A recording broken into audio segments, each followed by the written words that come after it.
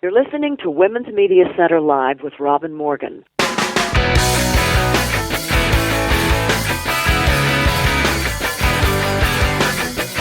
Welcome to Women's Media Center Live. I'm Robin Morgan. Wow, have we got a power-packed show for you today, and it's also jam-packed with information, so you might want to grab a pencil and have paper standing by, because I think some of this you'll want to jot down for keeps and for use. And we have two dynamic women activists as our guests, plus humor and rage and inspiration and good stuff. But before all that, we need to go inside the headlines.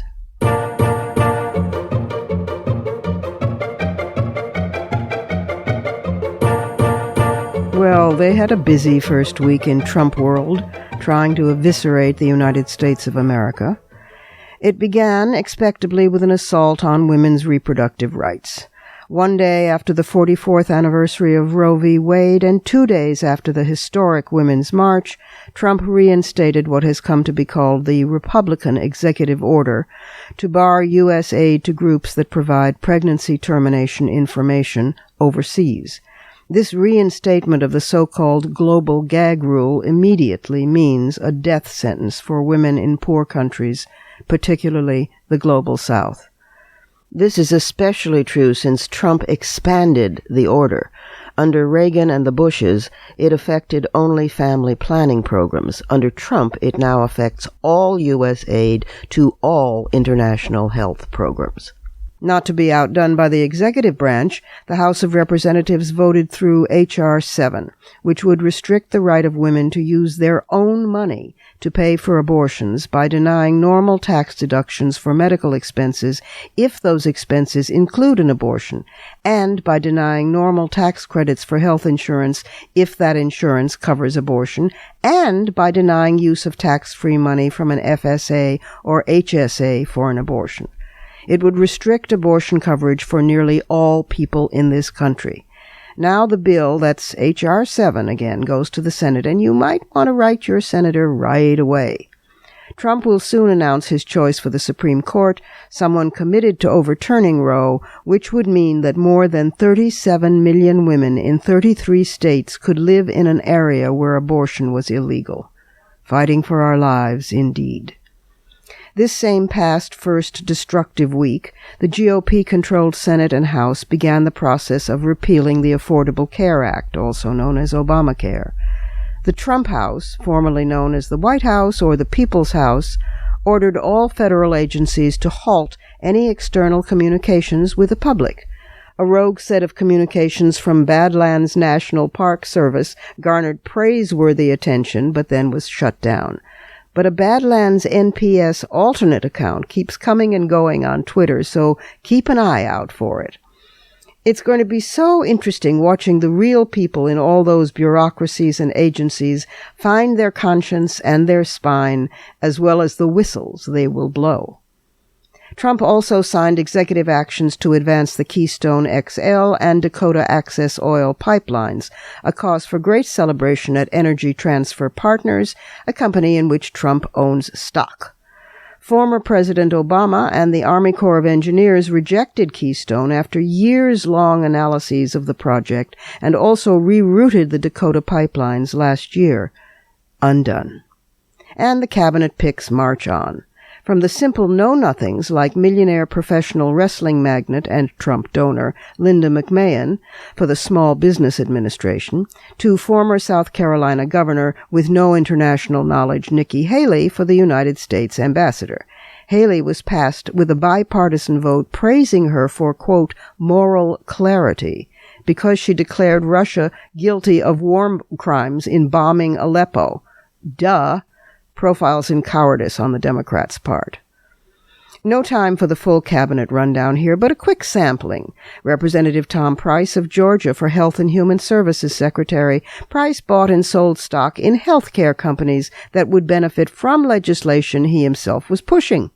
Representative Mick Mulvaney of South Carolina for the Office of Management and Budget, who had to acknowledge that he'd failed to pay more than $15,000 in state and federal payroll taxes for a household employee, a revelation that has doomed countless cabinet seat nominees in previous administrations.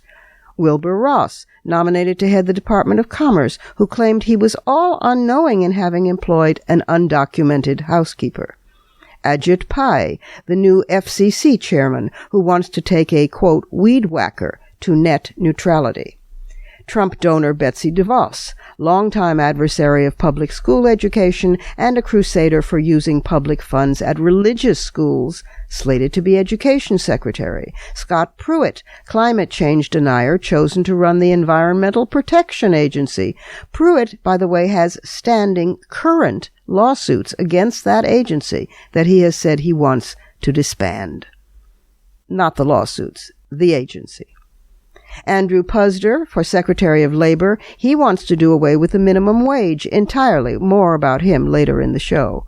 And Trump donor Stephen Mnuchin of Goldman Sachs for Treasury Secretary. He was the one who failed to disclose his interest in a money-stashing, tax-free Cayman Islands corporation, as well as failing to mention more than $100 million in personal assets, plus another almost $2 million in artwork held by his children. These were inadvertent mistakes, he said, testifying to Congress. Oh, and I almost forgot. Trump also signed executive orders enabling the construction of his proposed border wall, at taxpayers' expense, by the way, and another executive order targeting sanctuary cities. And he announced a major investigation into his totally unsupported claims of voter fraud, that between 3 million and 5 million ballots were illegally cast, or else he would have won the popular vote. On a local level, an example of how this return to the Dark Ages message filters down can be found expectably in Texas. In September of last year, 8 of 9 Texas Supreme Court justices voted to reject a case related to same-sex marriage rights. But according to the Austin American-Statesman newspaper, encouraged by Trump's election, the state's top Republicans mounted a campaign that succeeded in encouraging 4 of those judges to vote to reinstate the case, with oral arguments set now for March 1st. The case would strip government employees of what attorney Jonathan Saines terms, quote, illegal same-sex benefits, period, close quote. Finally, and I'm placing these last items in this segment because they should be headlines, and will help us make headlines too. Finally, there's excellent activist news, so grab your pencils. The proliferation of groups springing up and networking across this country is really heartening. If you're wondering what to do or how to do it, there are sources with practical advice and tools to help you get and stay fired up and ready to go. This includes groups on every specific issue from reproductive rights to saving the planet itself. Here are the websites of 4 great general ones. 1. indivisibleguide.com. It's taken off like a rocket and is a primer on how to actually make an impact on congressional representatives and senators, not by just emailing and hitting send. That won't be enough. We'll be discussing this indivisible guide in the next segment in depth. It's indivisibleguide.com. 2. swingleft.org. That highlights districts where the last election was decided by a thin margin. You go to the website, type in your zip code, and up comes the district nearest you where your activism, large or small, can make a real difference. Races at the state level become even more crucial every day. swingleft.org. 3. womensmarch.com/100. This is the website of the Women's March, now expanded to help groups form and network and to offer activities during Trump's first 100 days. womensmarch.com/100. 4. This one's a jewel. FactBase. But FactBase is spelled FACTBA.SE. In other words, the dot comes before the last two letters, fact-base. You won't find news or interpretation here. Their goal is instead to make available, unedited, the entire corpus of an individual's public statements and recordings. They locate, transcribe, index, and make available this information to the public, linking directly to the originating source. Transcripts, books, videos, appearances, court filings, whatever can be located will be tagged, indexed, and searchable. Where the information isn't free, such as books, they're going to highlight the appropriate piece allowed under law and link to where the source can be obtained. They're testing the concept right now with Donald Trump and plan to expand to cover other world leaders and people of note. Listen, this one is a superb weapon against rumor, innuendo, fake news, and so-called alternative facts. Factbase, FACTEBA.SE. Please share these tools widely. Tweet them out, share them on Facebook, and put them on your websites as links. We're going to keep adding to this list in future because knowledge is power.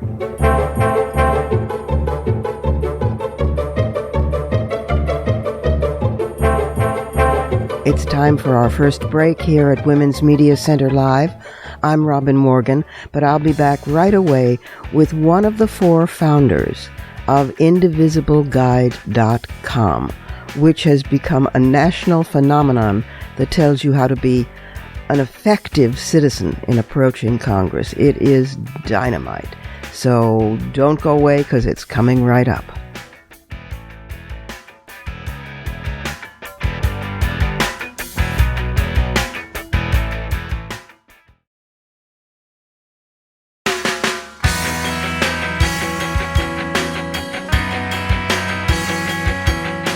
You're listening to Women's Media Center Live with Robin Morgan.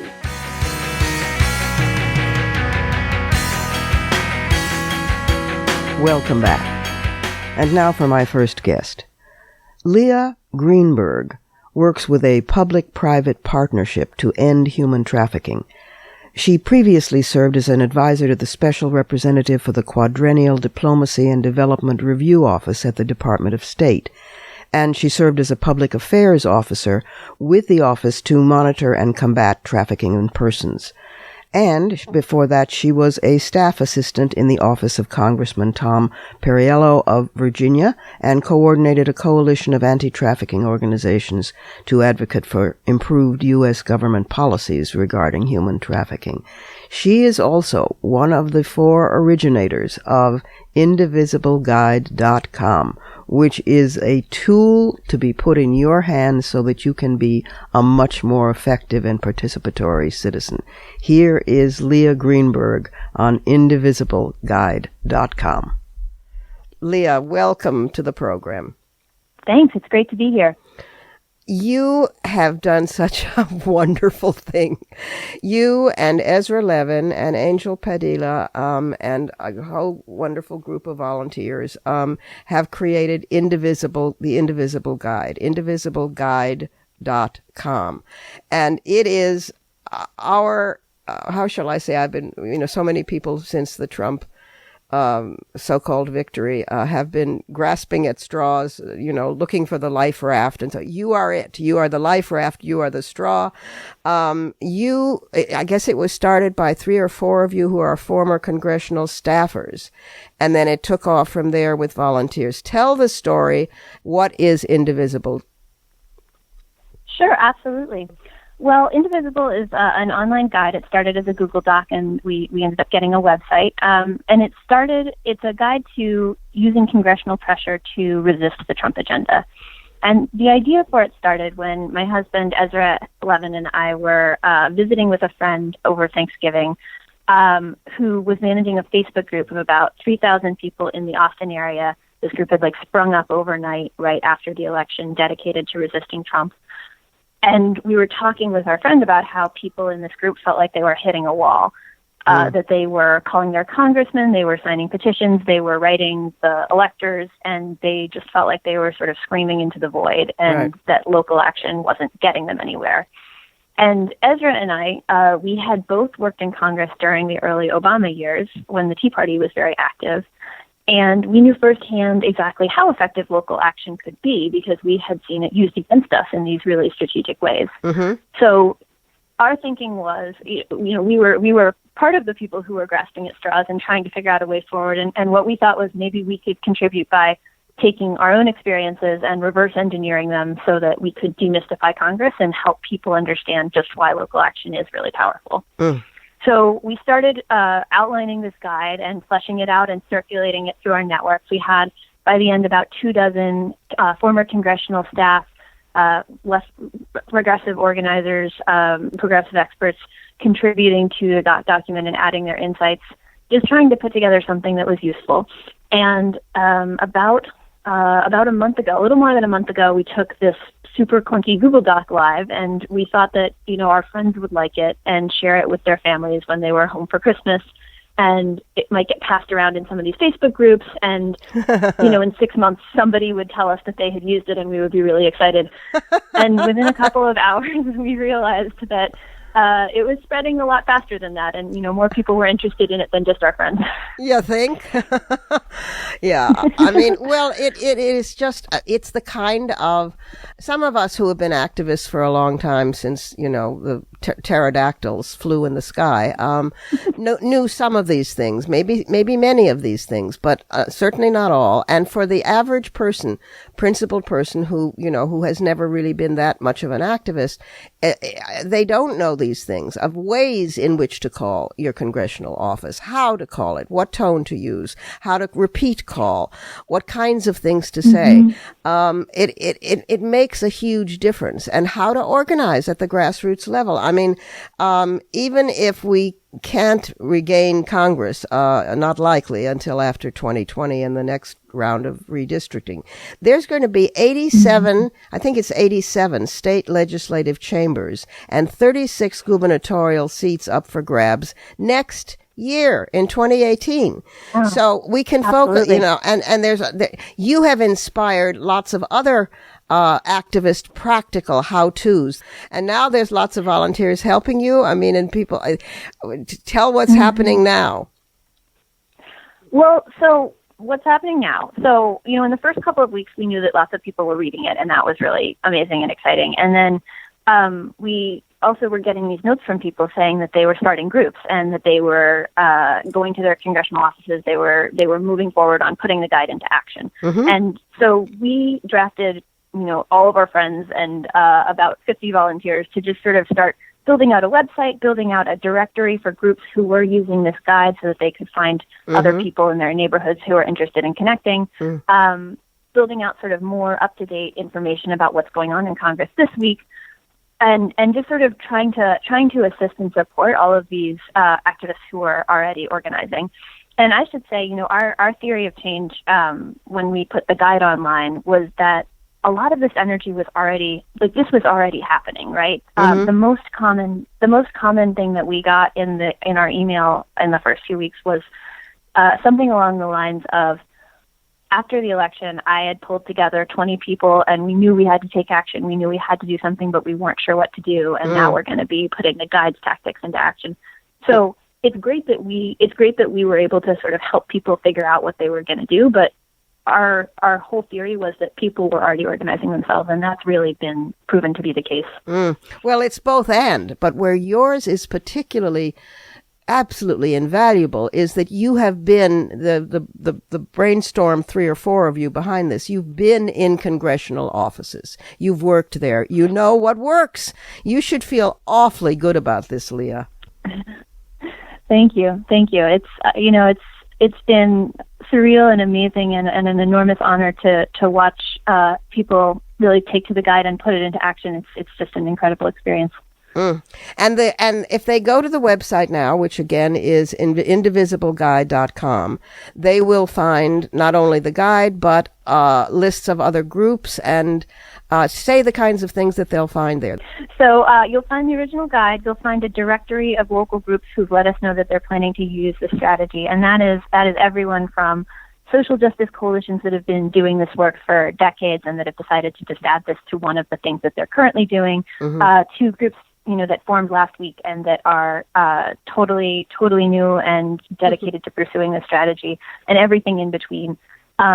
You'll also find our toolkit for group leaders, for folks who are starting up and getting a group up and running, just advice on how to pull people together, how to have their first meetings, how to think through strategy, and how to sort of put some of the tactics in the guide into action. And we're going to continue building that out with updates on, what's going on in Congress this week. What are some things that you could think about really focusing on as you're calling your member of Congress, as you're staging events, as you're putting tactics into action. It's absolutely fantastic. It is superb. And you believe, tell people why you believe that this has even greater potential now as a model than it did for the Tea Party. Well, absolutely. So I think that we have to start from the historical comparison. The Tea Party was a relatively small group of people in facing a president with a historic majority in Congress and a historic mandate. And in a relatively short period of time, they managed to have a tremendous effect on the political agenda. We're not facing that situation. Donald Trump lost the popular vote by a lot. The policies that he's putting on the table are terrible, and they're, a lot of people, once they understand exactly what's implied or what's conveyed in them, will oppose them. He has no mandate for the sorts of things that he's putting forward. And what I would say is that, he can deny that he's unpopular. He can, for example, say, oh, the crowds at the Women's March weren't that big. But, there are dozens of congressional reps who are Republican who are in districts that Hillary Clinton won. And I guarantee you they're paying attention to the size of those crowds, and they're very nervous about going along with the Trump agenda. And so the local pressure that we can put forward is just another way of making them understand exactly how much opposition they're going to face and making them think, oh, maybe we shouldn't be going so fast. Maybe we shouldn't be biting off more than we can chew. This kind of pressure slows some things down. It causes other things to be taken off the table entirely. It can have a really dramatic effect. Yeah, I mean, you wrote in an excellent op-ed in the New York Times a few days ago that the 10 Senate Democrats up next year in Trump-won states recognize, we by this kind of action can ensure that they recognize that their best hope for survival lies in bold action, not in accommodation, but bold action to defend democracy rather than cutting deals, because the rush toward accommodation just staggers one. It's like profiles in cowardice. So it strengthens good people. It puts waverers on the alert, and it throws down the challenge to the people who would undo our republic. All of which is only to the good, but that it comes from people who you're like the ultimate whistleblowers. So this is what happens in the congressional office when your complaint comes in, folks. And here's how to really make a difference. It's just brilliant. Thank you so much. Thank you and Ezra Levin and Angel Padilla. And who's the fourth congressional former? Jeremy Hale. Jeremy Hale. And all of the amazing volunteers who have made and continue to make this possible. We need to support it. We need to use it and access it. Again, it's indivisibleguide.com. And it is, I would say it's the first shots at Lexington and Concord. That's what I would say. Thank you. Thank you for your kind words. Thank you, Leah, and thank you for the work that you do, which I know is also as a feminist and has been stellar work in terms of anti-trafficking work. So thank you for that. And we will be back in touch with you, I hope, many times as we turn this thing around and move forward. Thanks again. Wonderful. Thank you. And now it's time for the Surrealism Corner.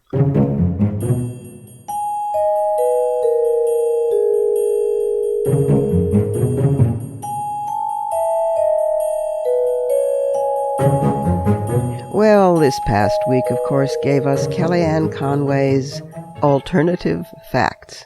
Oh, my God.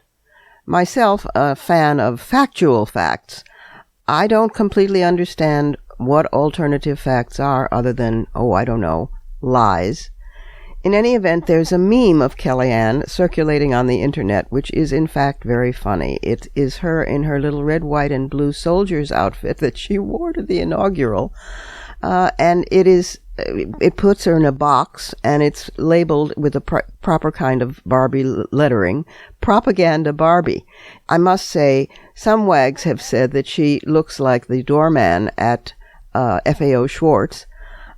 For me, she looks like the tin soldier and a refugee from the Nutcracker Suite. In any event, moving right along, you will remember that last week we announced that the inaugural couldn't get, of course, any decent artists to perform. And so in the militantly mediocre ones they wound up with, they had to settle for a cover band for the E Street Band, Bruce Springsteen. And the cover band was the B Street Band. And so they were very proud to get the cover band. And, God love the cover band, because as it turned out, in the interim, even they withdrew from the inaugural. They canceled the show, and the band's keyboardist and founder, Willie Forte, said, "The most important thing to us is that we're not construed as being disrespectful or ungrateful to Springsteen and his music and the E Street Band. Good on you, B Street. Hello." And last, well, this is dispiriting, although they've now caught up, and so it should get better. The great Southern Poverty Law Center, which monitors hate groups across the United States and has done so for years.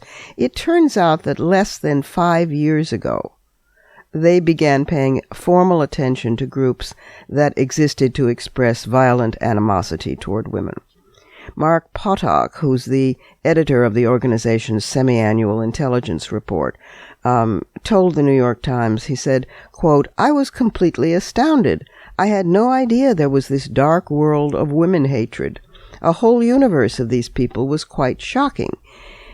He said that the radical right in recent years had increased its misogyny 1,500-fold and become an increasingly common means of articulating that.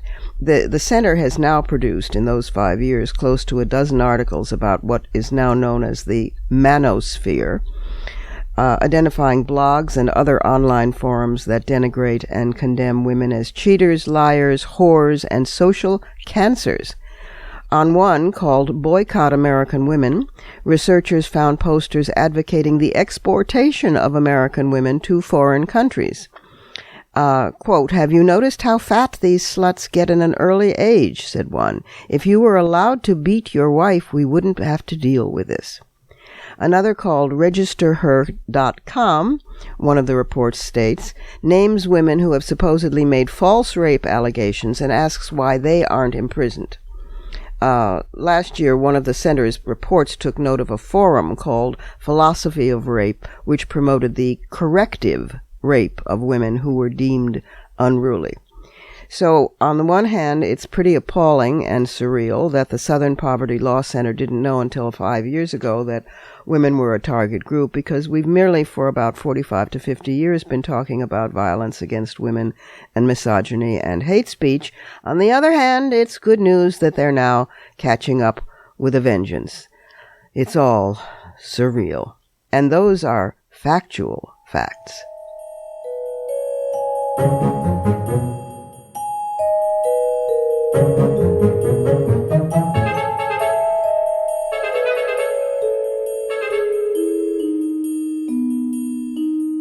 Time for another quick break here at Women's Media Center Live. I'm Robin Morgan, and I'll be back in just a moment with a return guest from ROC, Restaurant Opportunities United, who is organizing about Andrew Posner, the candidate for Labor Secretary, who's against the minimum wage and who himself is a restaurant czar accused of mistreatment of female employees. So here we go.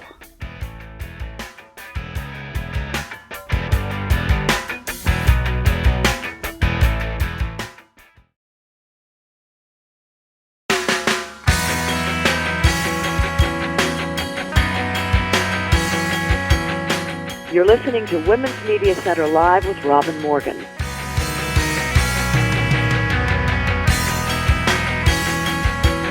And we're back again. And my next guest is a returnee, Saru Jayaraman, who is the co-founder and co-director of the Restaurant Opportunities Center United, ROC United. And she, oh boy, she's special. She authored Behind the Kitchen Door, which was a national bestseller. And her recent book is Forked, A New Standard for American Dining. ROC, of course, has been organizing restaurant workers, particularly those in the low-paying jobs in the chains, and that is mostly women. She was named one of New York Magazine's influentials. She was listed in CNN's top 10 visionary women, and she was recognized as a champion of change by the White House in 2014. And she's now rolling up her sleeves and getting to work cooking about the new proposed Secretary of Labor. Here is Saru Jayaraman. Saru, welcome back to Women's Media Center Live. Good to have you here. It's wonderful to be here. Thank you. Well, a lot has happened with ROC. Take just a moment for our new listeners, of whom there are many to my great pleasure, and give a short definition of what ROC is. And then I want to talk about also sanctuary restaurants and the new proposed Secretary of Labor. But start with ROC. Start with ROC. Sure. So we are a national organization. We started right after 9/11 together with workers from Windows on the World. And we've grown over the last 15 years since 9/11. We now have 25,000 restaurant worker members, 200 restaurant owner members, and 3,000 or 4,000 consumer members in about 15 states around the country, all working together for better wages and working conditions in the restaurant industry, which continues to be one of the largest and fastest growing segments of the U.S. economy. We just hit actually the 12 million worker mark. So wow. 1 in 11 American workers works in the restaurant industry. Wow. And the National Restaurants Association, I'll never forget, you call the other NRA. That's right. They represent the Fortune 500 chains, the Applebee's, the IHOPs, the McDonald's, the Olive Gardens, and they've been fighting to keep wages, I would say, as inhumanely possible, low, as inhumane possible for the last almost century. And of course, this is a deeply women's issue because most restaurant workers, particularly at the less paid lower levels, are women. That's right. Almost 2/3, actually, of tipped workers in the United States. These are waitresses who work at IHOP and Applebee's and Denny's, and their median wage, including tips, is $8.50 an hour. So these are among the poorest women in America. They're mostly single moms, and it's a largely female workforce. Yeah. Right. And they don't have control over their shifts, and they don't have any child care on site, and they don't have basically any of the supposed perks or normal human rights that workers have. So that's right. That's what ROC has been doing, and ROC is also part of sanctuary restaurants. Talk a moment about that. Sure. So we've been pulling together restaurants around the country who actually believe in better wages and working conditions for their workforce. They actually think it provides a better bottom line because they have a happier workforce. And they came together with us after the election and said, we're already in a labor shortage. In fact, the worst labor shortage in the history of our industry. Right. And here's Donald Trump talking about deporting millions of people and creating a hostile environment for Muslims. I mean, we as an industry are the largest employer of undocumented immigrants. We're the largest employer of Muslims and Muslim immigrants. We're the largest employer of LGBTQ folks, obviously one of the largest employers of women. You create a hostile environment, you are worsening what was already a crisis in our industry in terms of a labor shortage. And so these restaurants came together with us and launched something called Sanctuary Restaurants, putting up placards in their windows saying, we are a sanctuary restaurant. There's a place at the table for everyone. And we've been working with Presente.org to get consumers to actually go to the sanctuaryrestaurants.org website and download cards that they can hand out to your favorite restaurant, encouraging them to join sanctuary restaurants. And also cards you can hand out to workers, telling them, here's a number you can text, a mobile number you can text for support. Should anything happen in the restaurant, like a raid or harassment of any kind, we have a legal department that can follow up with you. So consumers can be a part of offering support to both workers and employers through sanctuaryrestaurants.org. That's just so that's superb. I mean, I'm looking at one of the cards, know your rights in the event of raid or immigration action, what to do and not to do during a raid or immigration action. Rights if your employer asks you to re-verify your work authorization. Rights to be free from harassment at work based on your national origin. This is just crucial. All of which is right in the crosshairs with the proposed new labor secretary. Our favorite guy, Puzdi, Puzdi, whose work, I mean, this takes my breath away. Restaurants run by him, by this nominee, report disturbing rates of sexual harassment.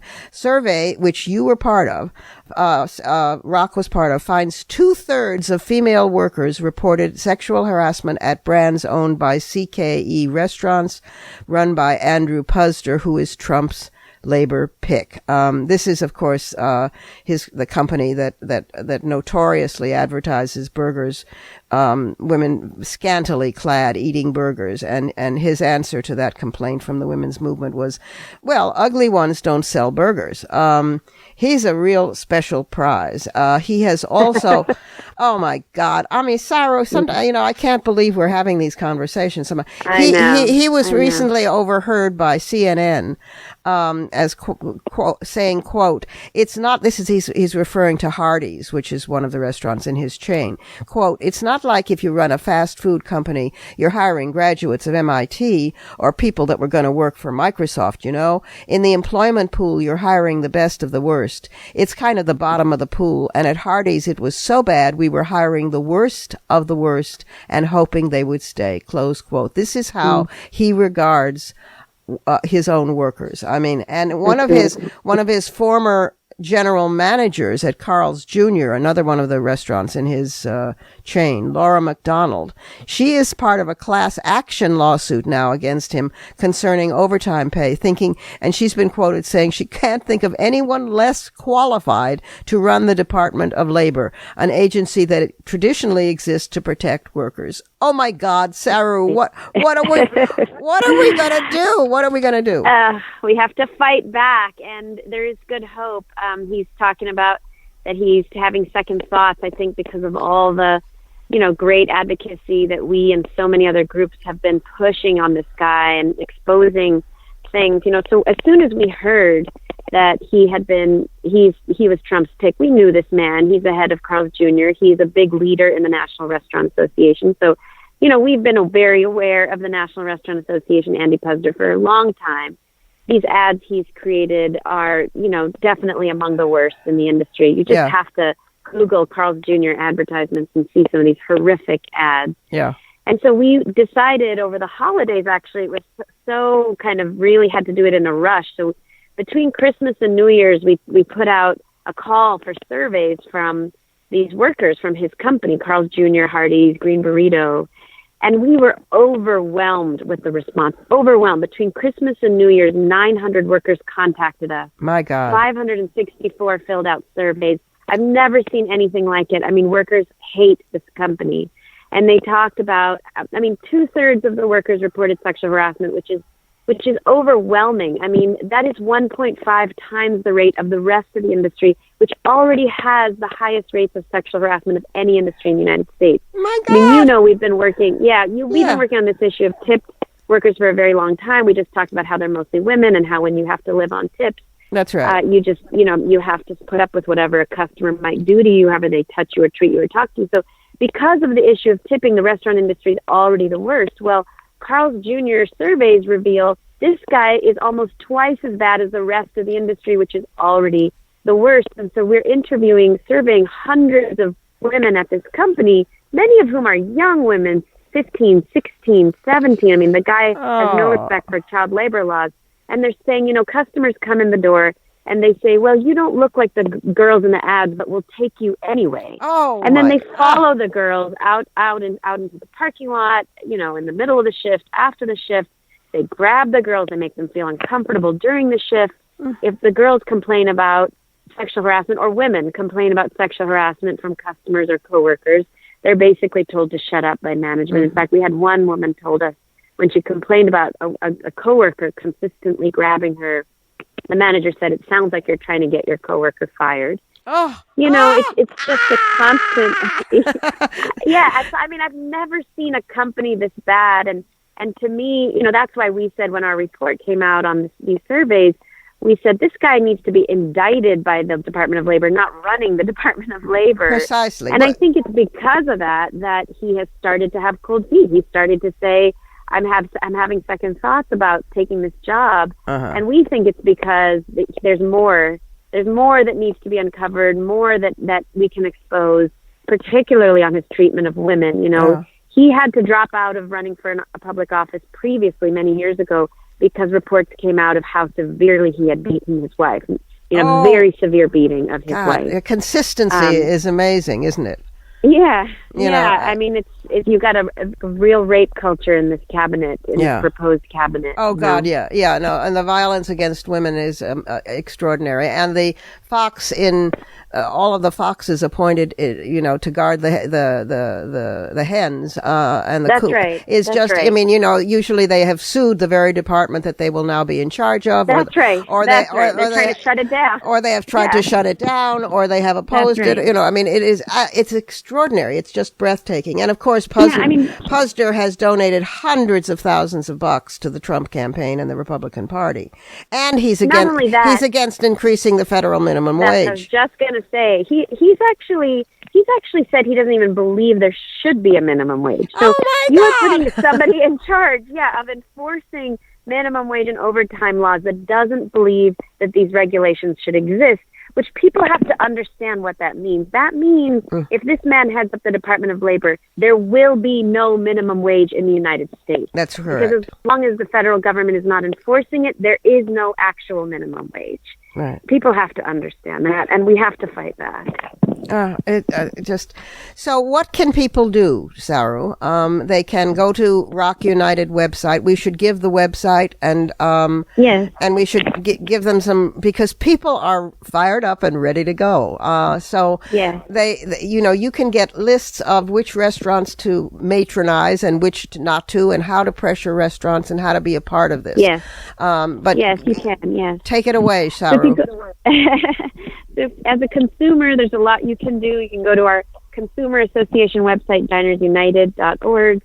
You can check out a guide that tells you which restaurants are paying good wages and which aren't. You can also go from there to sanctuaryrestaurants.org and download the cards that we were talking about earlier. But also through Rock, getting on our Rock page, Rock United, ROCUnited.org. You can see that, we're going to be engaging in lots of actions, pushing back on this labor secretary and just generally fighting for one fair wage. And there's lots of ways that you can engage locally, or even just by contacting your legislator and letting them know that you need, not just the Republicans, we need Democrats to have a sign and push back on these nominations and really, as hard as they possibly can, because we've reached a point where this is not just about two sides of the aisle or politics. This is about humanity and not having our country regress a full century or more. Yes, precisely. Or not even regress, because it will be worse than it was. That's right. I mean, it really, the framers are with all of their faults, and they had them. Nonetheless, the framers are spinning in their graves. And every front we're going to be opposing them, and yours is one of the main front lines, Saru. So thank you for everything that you're doing. Thank you so much. One last brief pause here at Women's Media Center Live.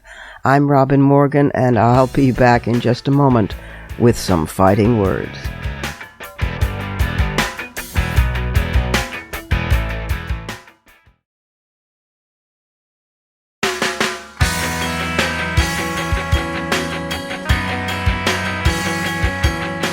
You're listening to Women's Media Center Live with Robin Morgan.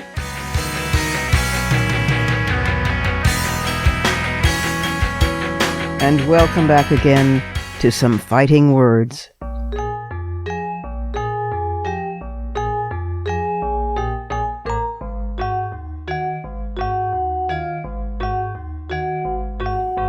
For some time now, Reports have been circulating that Trump's federal budget blueprint calls for the wholesale elimination of the National Endowment for the Arts. This would be a disaster. As it is, the United States has a shameful record of support for the arts, yet American arts are our most durable and popular export. Youth around the world craves our music. Our TV and online dramas and comedies are hot, even in Afghanistan. Our writers are one reason English has become the global dominant language.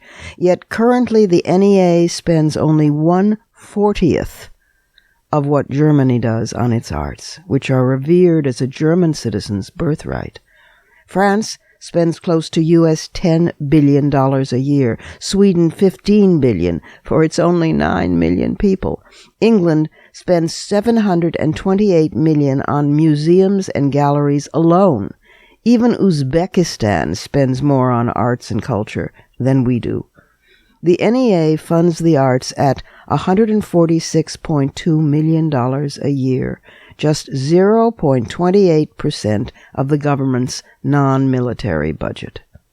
Now, I imagine that to some people it might seem odd to sound the alarm about a tax on the arts right now, at a time when people's bodies, health, lives, and livelihoods, when our air and water and very existence are being assaulted by this administration's policies. To that, I would argue that the arts are civilization's air and water and existence, that the arts are as necessary to our survival as sentient human beings as any items on that list, perhaps more so, in that they keep us truly alive. In street parlance, they're the means by which we stay woke. This has always been the case. At the height of the Athenian democracy in Greece, playwrights like Aristophanes were expected to challenge and even dismantle the political status quo. In the 10th century, Abbess Hildegard von Bingen composed operas with her nuns as all-female casts, all in heaven, with one resident male, a priest, playing the role of the devil. Dante's writing was considered so political that he was exiled from Florence for life. He got even, though, in the Divine Comedy, placing various popes and cardinals smack in hell. In his Henry plays, Shakespeare had to tweak history because the figures he was writing about were recent ancestors of the Tudors, the reigning dynasty of his own time. Whether through the satire of Molière or the later realism of Brecht, the theater exposed and transformed the political arena. To this day, under authoritarian governments, companies mount classic Greek and Shakespearean plays considered beyond reproach, but stage them with modern subversive messages. Contemporary American theater has put forth work that's protested the government's response to the AIDS crisis and the Iraq War, that's brought home the personal costs of sexism and racism. Hamilton fits well into this tradition, reclaiming the founding myths of America for immigrants, men of color, and women. The same is true of the visual arts, now up in arms against the administration.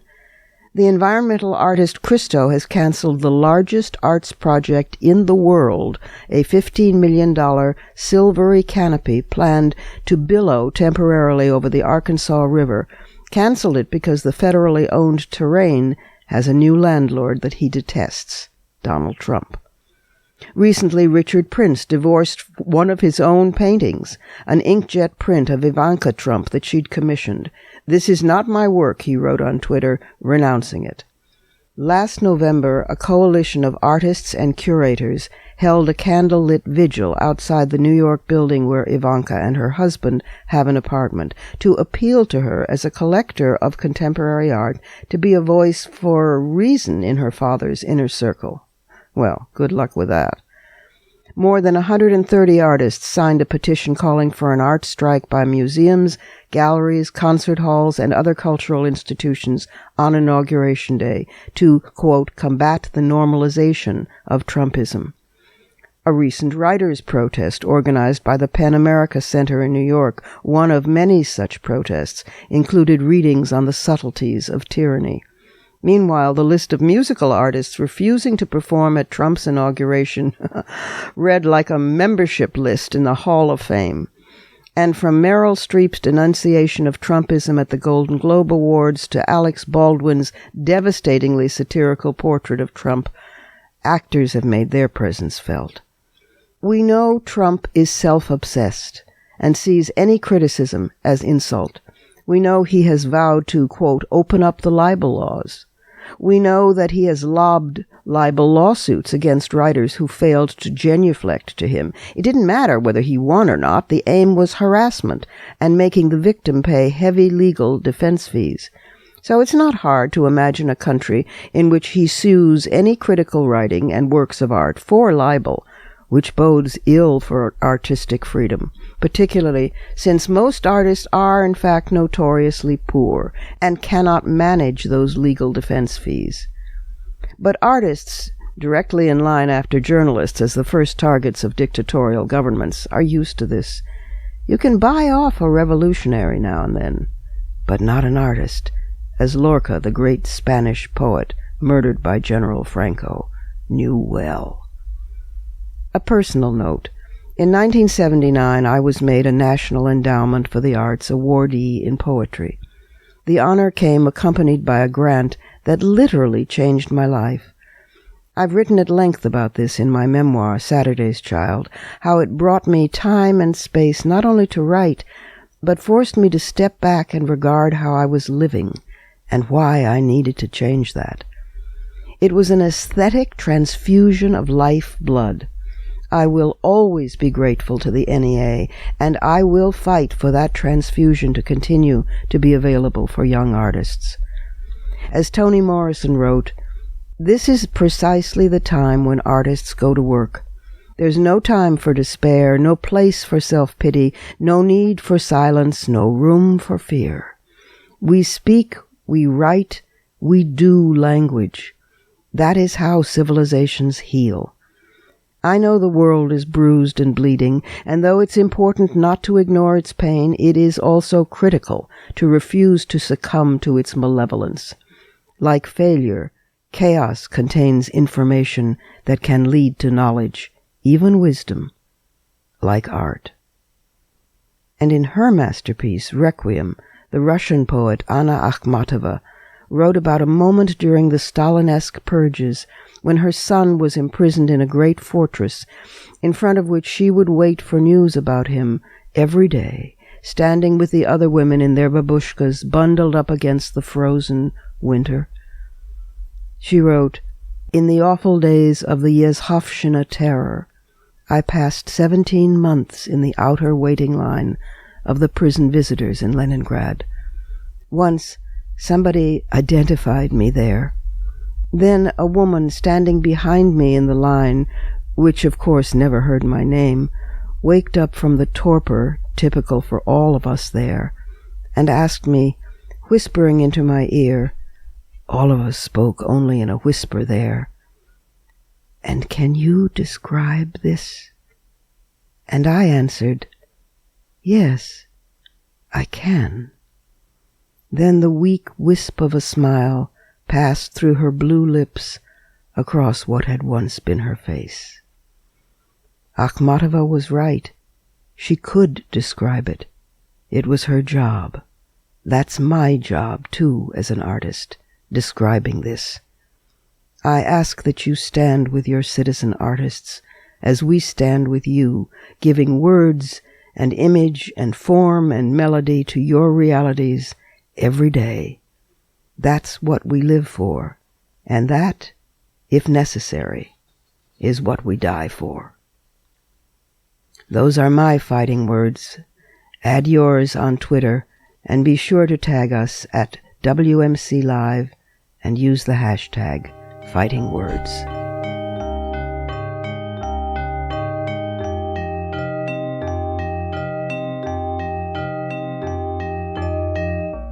And that's it for today.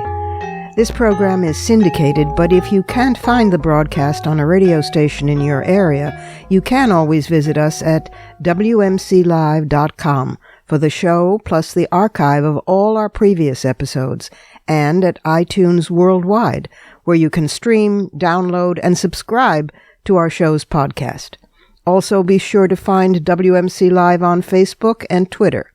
And you can check out my own website and blog at robinmorgan.net and find me on Facebook and Twitter, too.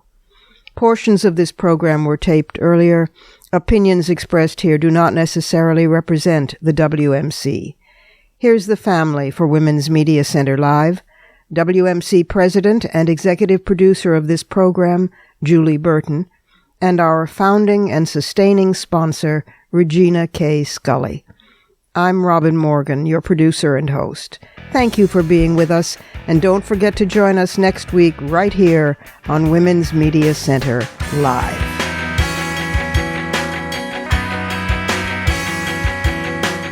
For the smartest talk about news, politics, sex, books, religion, race, and more, tune your radio to Women's Media Center Live with Robin Morgan.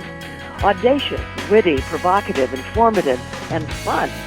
It's Women's Media Center Live with Robin Morgan on WMCLive.com. Talk radio with a brain.